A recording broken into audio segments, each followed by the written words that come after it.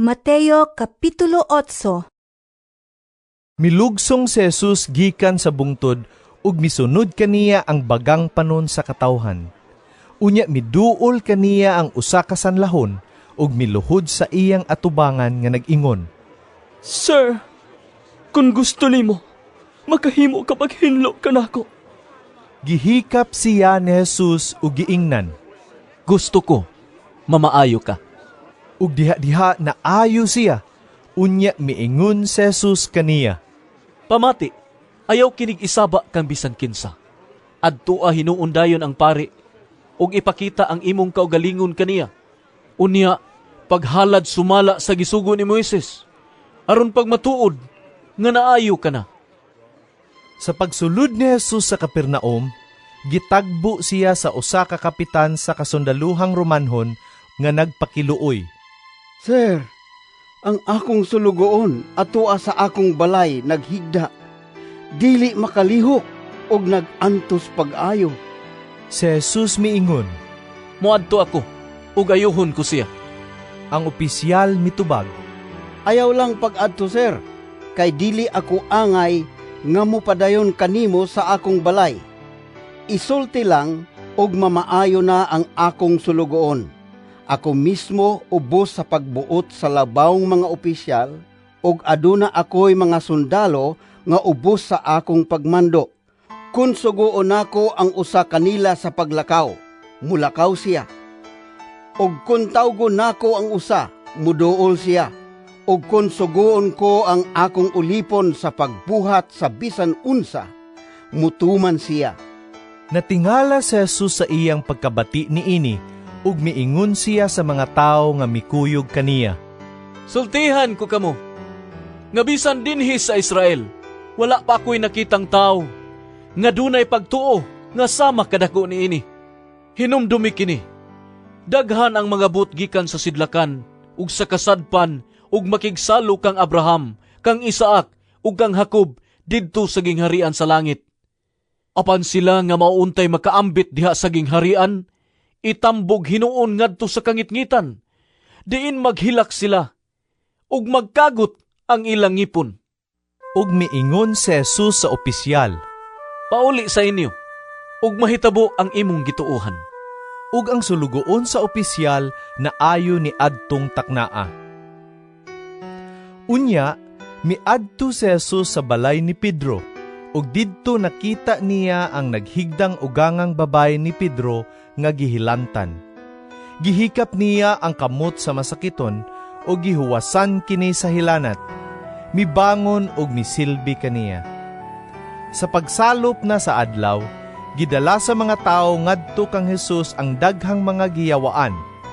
Gipagula ni Jesus ang daotang mga espiritu, pinaagi lamang sa pulong ug giayo niya ang tanang masakiton.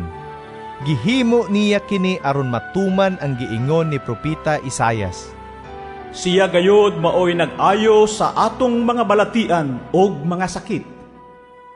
Sa pagkakita ni Jesus sa daghan kaayong tao nga nag-alirong kaniya, miingon siya sa iyang mga tinun-an. Manabuk kita sa lanaw. Unya may usa ka magtutudlo sa balaod nga biduol kaniya ug miingon. Magtutudlo, andam ako sa pagkuyog kanimo bisag asa ka moadto. Si Jesus mitubag kaniya.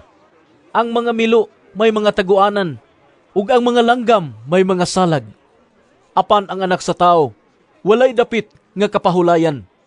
Ug may laing tinun-an nga miingon.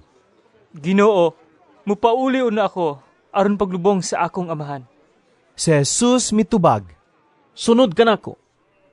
Ug pasagdi ang mga patay nga mao'y mulubong sa ilang mga minatay. Misakay si Jesus sa usa ka sakayan ug mikuyog kaniya ang iyang mga tinun-an.